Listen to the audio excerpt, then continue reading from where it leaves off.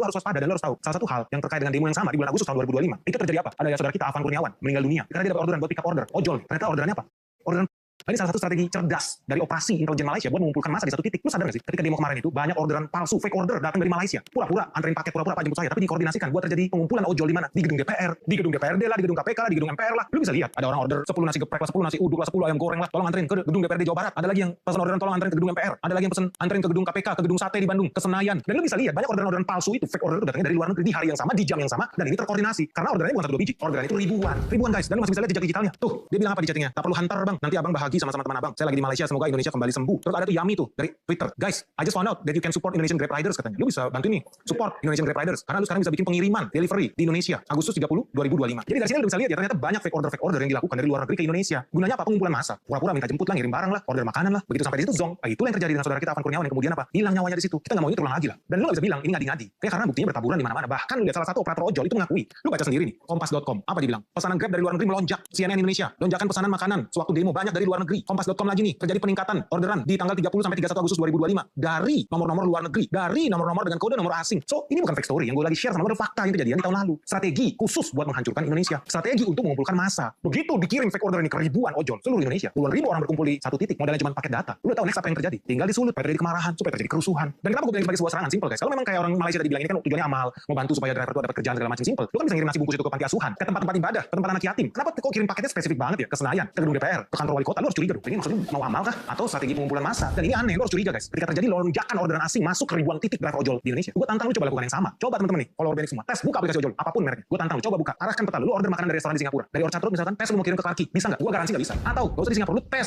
Johor Bahru, Malaysia, tes Kuala Lumpur, lu coba bikin orderan di situ dari restoran di sana, bisa nggak? Gue garansi nggak bisa. So lu bertanya-tanya, kenapa spesifik di tanggal 30 sampai 31 Agustus 2025 mendadak orang dari Malaysia bisa bikin fake order di Indonesia, di Jakarta, dari Pancoran ke Senayan, dari Tebet ke Senayan, dari Palmerah ke Senayan, dari Grogol Cawang ke Senayan. Coba lu pikir, aneh nggak? Nggak percaya? Lu tes hari ini makanya, tes lu pesen orderan dari restoran di Kuala Lumpur, kirim ke Kuala Lumpur, bisa nggak? Nggak bisa. Berarti ini serangan. Dan inilah fungsinya narkoboy. Karena kemarin mereka gagal demonstrasinya, kenapa? Karena narkoboynya kurang banyak, masa iya? Emang apa hubungannya guys? Simple. Sekali lagi gue bilang, lu demonstrasi boleh, menyuarakan pendapat boleh, anarkis nggak boleh. Dan aneh, kok mahasiswa yang katanya terpelajar tapi anarkis? Kok bisa? Simple. Kalau orderan nasi uduk lu nanti dicampur narkoboy, nasi bungkus lu lagi dicampur narkoboy, heroin, kokain, sabu-sabu supaya orangnya makin beringas, brutal, makin berani berbuat onar. Hati-hati guys, makanya orang tua murid di sini, orang tua mahasiswa lu harus hati-hati. Lu nggak mau kan anak-anak lu jadi pemandat pecandu narkoboy? Lu siap-siap lu. Dan gua bicara berdasarkan data. Ketika terjadi demo Agustus 2025 lalu, ada yang rusuh? Ada. Ketangkep? Iya. Dites darah. Apa yang terjadi? Lu lihat di suara.com. Ketika terjadi demo 2 Agustus 2025, bukan cuma anarkis, polisi itu nangkep ada 7 pendemo DPR positif narkoboy. 6 diantaranya nyabu. Nyabu di sini bukan nyarapan bubur guys, kalau itu mah enak ya dan sehat. Nyabu di sini ya salah satu jenis narkoboy yang bisa mengganggu psikologis kejiwaan orang sehingga dia jadi makin pede, makin beringas. Ada lagi di FIFA. Ini fakta mengejutkan. Demo yang ricu DPR. 22 orang positif narkoboy. Dan ngerinya, dari 10 orang yang dijadikan tersangka, di situ ada anak-anak kecil. Gila ini emang nih. Gua makanya jijik banget sama asing nih. Mereka rela memanfaatkan bahkan anak-anak kecil disuntik narkoboy buat bikin kerusuhan di Jakarta, di Indonesia, di mana-mana.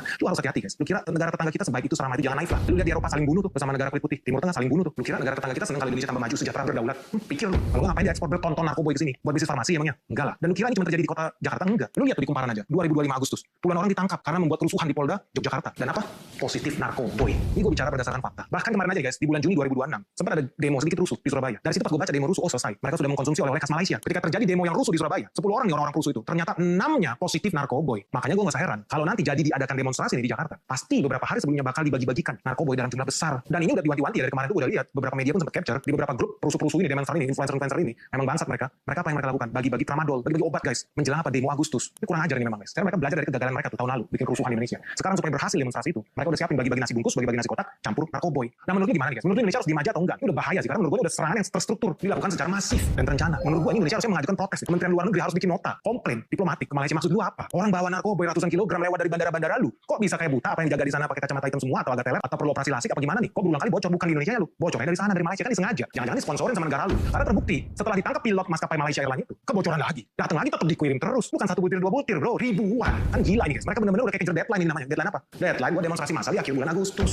Coba pikir, logis nggak ada kurir narkoboy kalau ini cuma proyek bandar-bandar kecil biasa? Temannya baru ketangkep bawa 26 kg, 70.000 butir pil ekstasi. Kok masih tetap besoknya kirim lagi? Kok besoknya kirim kan nggak logis? Kecuali memang ini operasi khusus. Well, anyway, gimana menurut lu guys? Menurut lu bakal terus-terusan berlanjut sampai bertonton narkoboy masuk dari Malaysia masih kita biarin sih? Kayak orang tolol banget, gue kesel banget. Kita nggak bisa ngapa-ngapain. Atau jangan-jangan baru permulaan guys dari sesuatu yang lebih besar lagi. Menurut lu apa nih yang harus dilakukan Republik Indonesia tercinta ini guys? Supaya jangan sampai anak muda kita mati tragis diadu domba sama bangsa-bangsa asing ini yang udah terbukti berulang kali berusaha meracunin kita, merusak kita. Negara kita siap guys? Share dong pandangan kalian seperti apa? Gimana sih caranya supaya negara kita bisa survive dari operasi khusus Malaysia?